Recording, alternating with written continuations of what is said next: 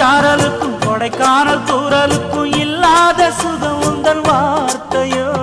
நாடோடி மன்னனுக்கும் ராஜராஜ சோழனுக்கும் உண்டான வீரம் உந்தன் வீரமோ. உன்னை முழுசாக முத்தமிட வேணும், உன்னை முழம் போட்டு அள்ளிக்கொள்ள வேணும்.